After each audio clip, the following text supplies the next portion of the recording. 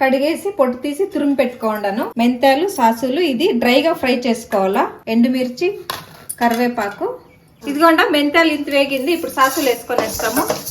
ఎక్కువ ఆయిల్ వేసుకోవాలి. కొంచెం సాసులు వేసుకుంటాము. ఎండుమిర్చి కరివేపాకు ఇప్పుడు తురిమిండేసి మామిడికాయ వేసుకొనేస్తాము. వెరీ సింపుల్, కాకపోతే టేస్ట్ బాగుంటుంది. ఉప్పు కొంచెం వేసుకుంటాము.